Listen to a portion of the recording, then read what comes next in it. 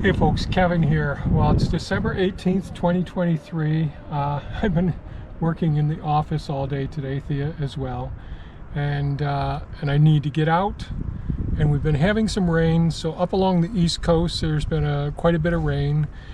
We're a little bit west near Lake Ontario, so we only got a small amount of rain relative to what everybody else got, a big deluge of rain and lots of flooding along the coast.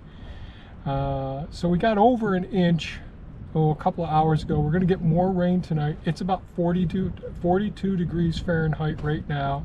Temperature is supposed to start dropping any minute now, and will be below 30 degrees Fahrenheit this evening, and snow I think overnight and tomorrow morning. But we've been blessed with the reduced amount of snow and the warmth that we've had this year, but the whole place is as muddy as can be. And so what I'm going to do now is just take a look around and see how things are. I've got a camera here. And it's probably too windy to hear this very well, but I'm up here by pond 1 right now. So this is the kidney-shaped pond with the peninsula there where the weeping willow is. And here's where pond 1 actually starts to discharge over here going into the forest area. And that's one of the things I'll be working on potentially next year, is making a swale system in. There's a natural spot where a vernal pool can be, and I'll make a small vernal pool after, make the drainage swale go in the direction I want it to go, so it keeps some of the other property dry. And then I'll put in a pond over in the woods over in that area, and another vernal pool, and that'll dump into pond 8. The water that comes into here is from a swale that drains along the road here. And it actually drains from downhill down there, but it's cut in deep into the ground, and that water drains across and into this pond. And I no longer want the water to go from pond 1 to pond 2, because then it can make the food force, the third food force, a little bit too wet, because there's so much hugelkultur and so much moisture retention in the soil up there now. We no longer need the water to work its way through that third food force. So we're going to redirect the water next year into this forested area, and it'll be a native forest, and we'll have a vernal pool, then a pond, then another vernal pool. So I'm going to go ahead and drive now. We'll take a look at some of the spots, and I'll just use the camera on my neck. So here we go.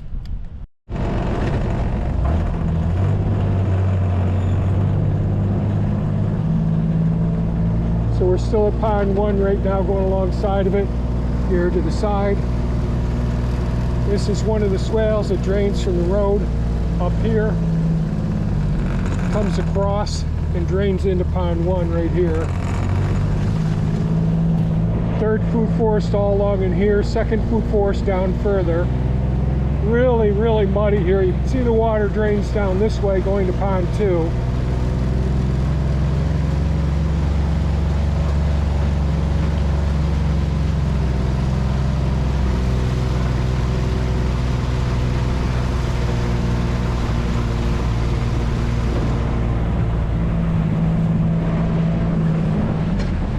I'm losing my gloves here.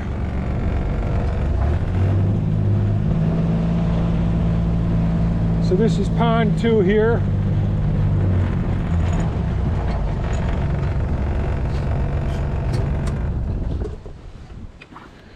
So water comes down through this swale system, coming down from the third food forest over into pond 2 here. Pond 2 goes over the spillway there and down into the sediment collecting canal. This is the area I just got done doing some work here a month and a half ago. One of the drainage swales here, this dumps into pond 2 here. The lower spillway there, the lower swale there, actually dumps into the lowest spillway and sediment collecting canal down there. But the water's running pretty well around here. So from that cluster of trees right there on west, the water that drains off the road comes down around and comes down into here. And all the water that comes down the driveway or down through the soil here collects in each one of these swales along the way, and then saturates the ground, the forested areas, takes care of the nut and fruit trees in this area, then goes into another swale, and then another swale, and then the sediment collecting. So all of this material, the dirt that's stirred up during this process, will end up going to the sediment collecting canal. So things are pretty good. No significant high water levels with it getting distributed the way that we're having it distributed here. So we'll take a look at pond 8 now. I'm not going to go up to each one of those swales.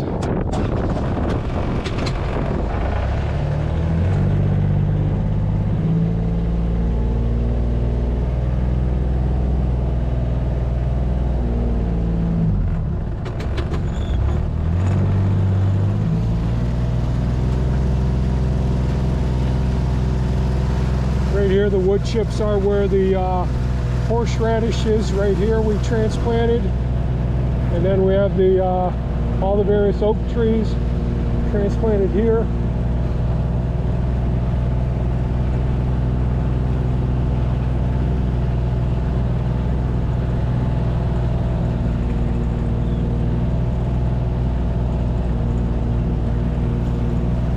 So the slope, well, I'll talk about that in a second.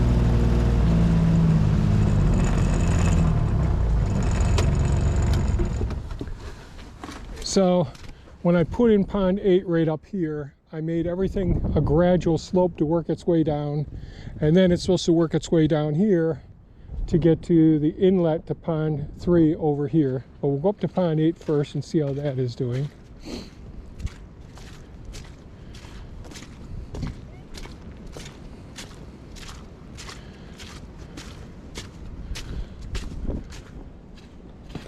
So the spillway that I put in here is working great. The pond is full. It's working its way right down and going to the inlet of pond 3. I just put in a small drain draining the neighbor's property over here. And as you can see, it's running. I'm really glad I put this in. It's all muddy there, but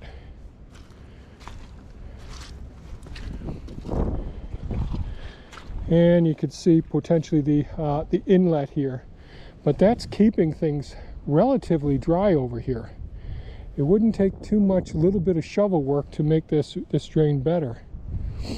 But pond 8, not too bad.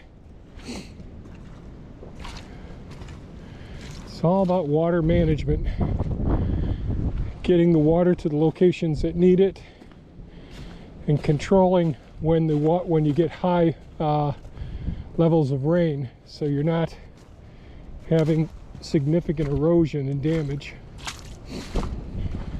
So this is not bad. So I won't go around, sorry about the wind, I won't go around pond 3 like I did in the last video going around. That's getting filled up through these various spillways and swale systems going, not really swale systems, but spillways making their way down into pond 3. Then that goes across the bioremediation canal and over to pond 4. But we'll go down and we'll take a look where the water comes from pond 2 and the sediment collecting system.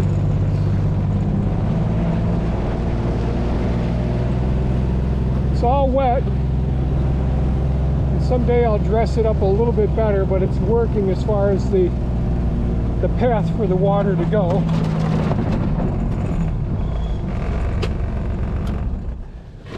Okay, so as I've explained before, the system right over here is a sediment collecting canal system. It gets deeper, it's very shallow up next to the driveway. It drains all of the swales in pond 2 into this collecting system. It gets deeper as it gets to this end. The sediment drops out, settles to the bottom, and I can scoop out the soil. Then what water flows over the top makes its way down here into the bioremediation system, which helps to break down all of the different organic chemicals and all, and gets it into its elemental forms or inert organic compounds that are used to feed the systems around here. So not too bad. So this drains into the bioremediation canal system that connects to pond 3 over there, drains under the driveway here,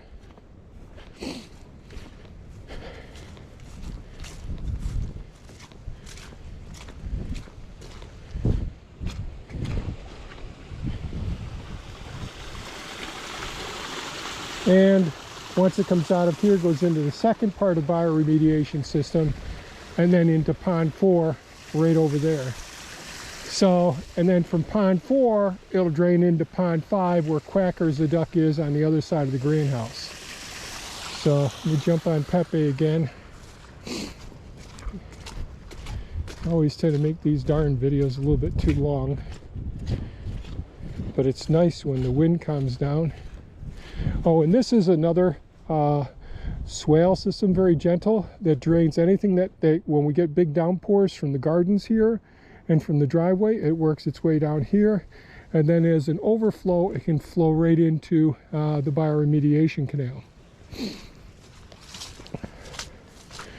We're getting closer to someday me being able to get the roadways nice stone and gravel roadways. But so far, pretty happy with how things are looking.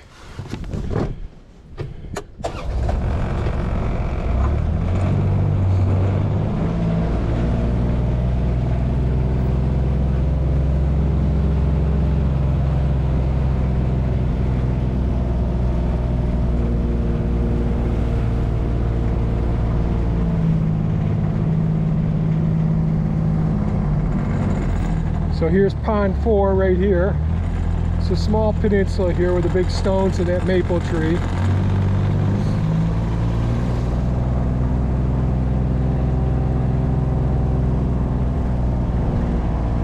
Pond 5 right over here on the other side of the gazebo and the greenhouse. But I really want to go over and look at our spillway along the property line.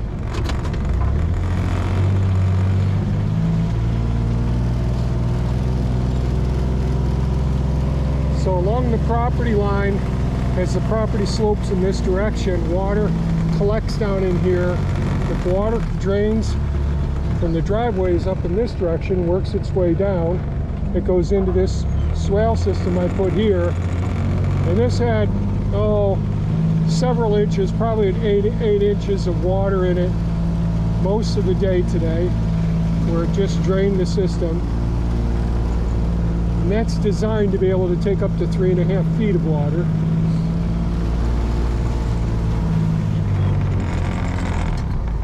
And this is pond 5. This is the one we sealed with a cardboard before. It's not completely sealed, but this is taking water from all of the areas so far.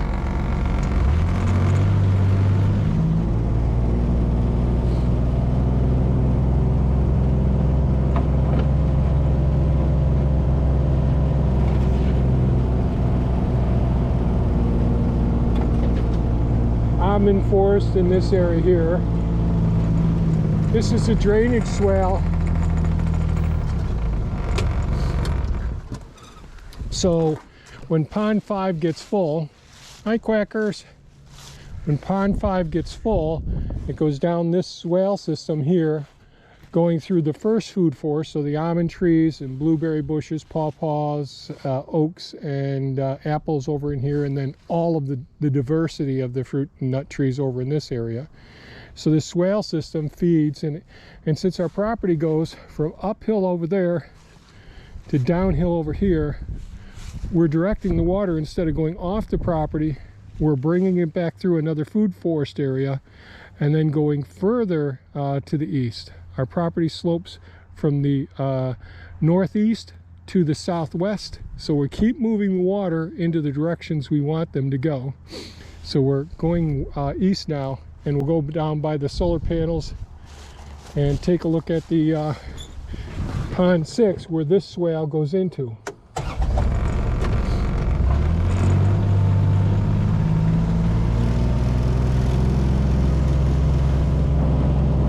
I have more work to smooth out this swale system, but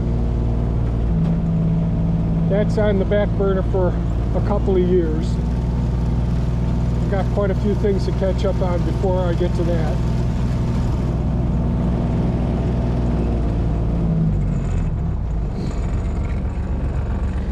Okay, so this is the swale system draining Pond 5. That's a little bit further to our east, but as we're to our west.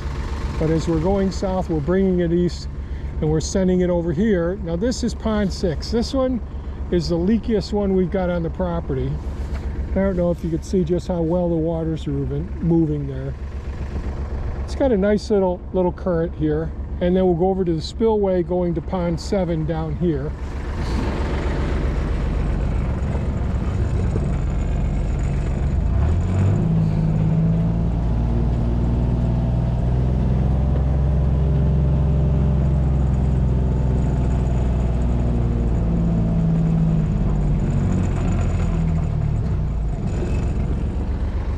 So this is a wide spillway that pacifies the water in case we get big downpours.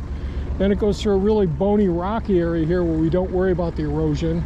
So it can be narrower, but it can widen out. It won't go onto the roadway, it'll just work its way across this area and go into Pond 7 down here.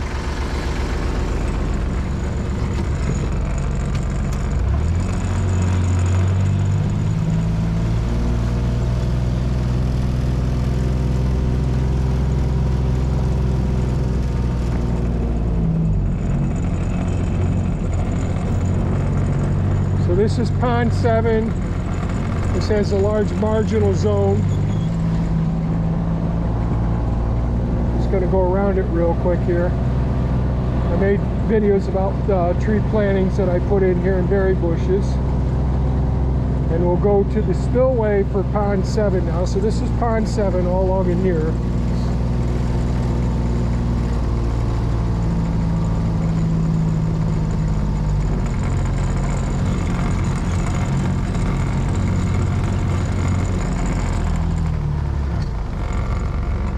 So this is our spillway.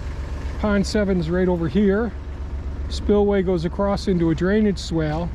It connects to the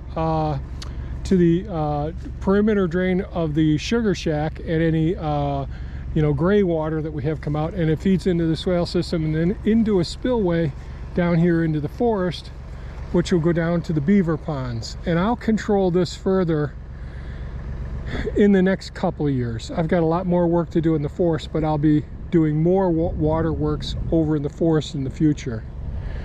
So that's okay. So now we'll go down and see how the beaver ponds are doing.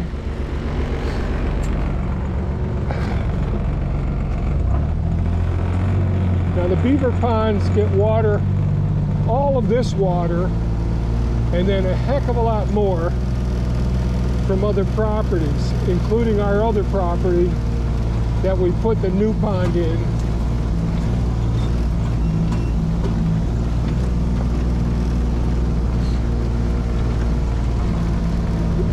So this is the area I'm always concerned about and trying to keep a close eye on, because the amount of damage it can wipe if we get a big downpour. See, the beaver have been working all along in here. Taking down quite a few trees.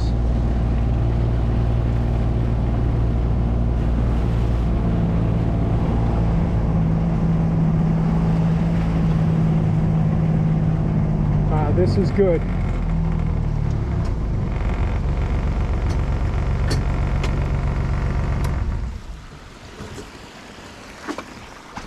So this is a spillway that's also the beaver dam. This is the spot I patched before, and it's maintaining, so it's not washing out the road and it's not washing out their dam. So that's really worked out. Several more trees down over there than the last couple of weeks when I showed. But here's the flow right here. So this is the volume of water that's coming from all the way up from Pond 1 along the road, working its way all along in this area, and from our other property, our new property up above, working its way down. But I have several spillways so that it doesn't all come into here. So we'll work our way along. There is a den I'll show you on another video in the future. There is a nice big lodge that the beaver have put a new one in over here on the other side of this small forested area until we get to the swampy area. Real happy with how it's looking right now. I keep losing my gloves here. Dang it. They're in the glove box. This is real good. I'm real happy the spillway dam combination here is working out okay.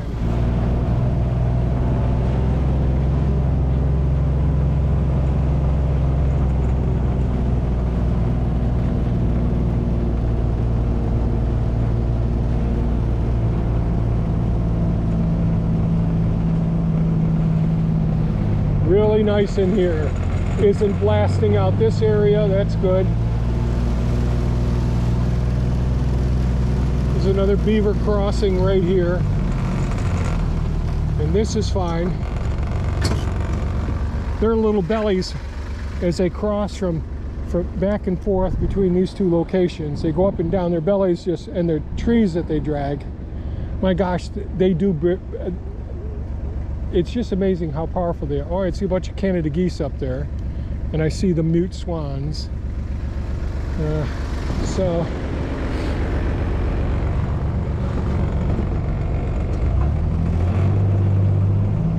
Well, I just scared a couple of deer ahead of us.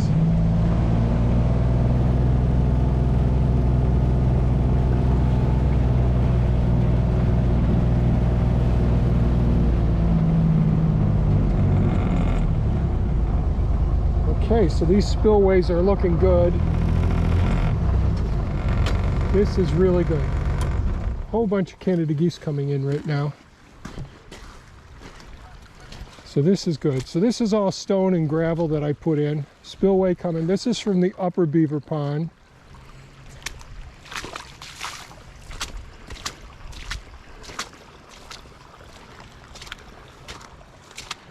It's actually, this is what we call the boat launch. I have yet to put the boat in here. There's probably over 100 Canada geese over there, which you can't see. Really, really nice. This is beautiful. I love when the spillways work. And so we've got several of them here. Now we're in a more forested area right here, so the winds are much better controlled. Beaver dams all along the side of where we are here. And so this water is all coming from up above and heading from the new property.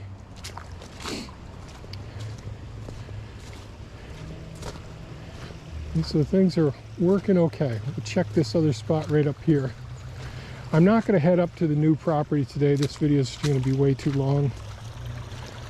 This is par for my videos.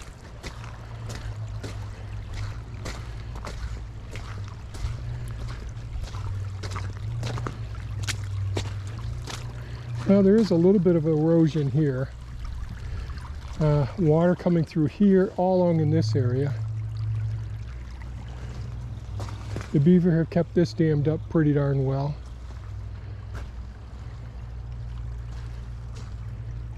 So this isn't too bad. There's another moderate flock of Canada geese over here. The mute swans just moved up. The mute swans don't migrate. The Canada geese do. When this freezes over, the mute swans will go to the Oswego River where there's open water when everything's frozen. So this is, I don't know if you remember, a year and 2 years ago I put in all of the stone walls to build up the base for these roadways, and then use some of the excavated sand and soil on top of it to control erosion. But when water starts moving, it's amazing the force that it has and how much damage it can do if you don't plan all of your manage your paths so that the least resistance is pacified by having multiple small, wide, shallow spillways. All of these spots work out well, and then having the spillways not a light sediment, having it stony material. So now we're going to go up to the place that I fixed a couple of weeks ago, that I had to go and get loads of stone, dig up some stone wall a couple of weeks ago.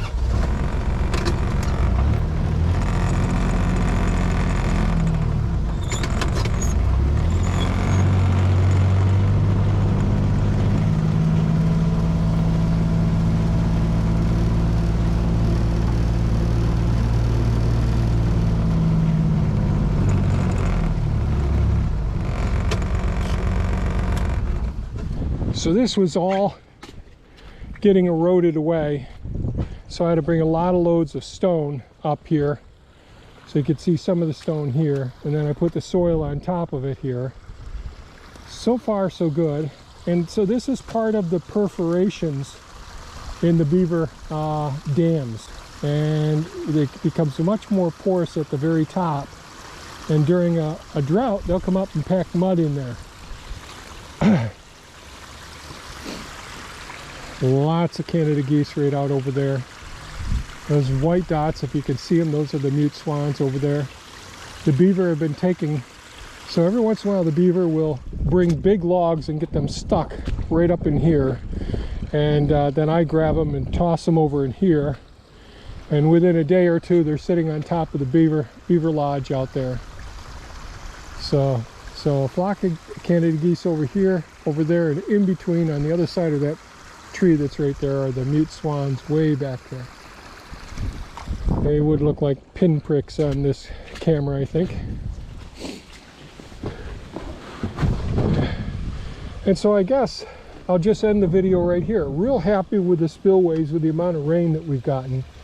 We didn't get anything like people along the East Coast have gotten. We're on the East Coast, but we're enough inland near Lake Ontario, Oswego, New York, that we only got, you know, just over an inch in the last 12 hours. So that's it for today's video. If you have any comments or questions, please leave them below. So this is how we're managing the water. We learn as we go, and we try to make regular improvements. Stay safe and take good care of yourselves, folks. Bye-bye now.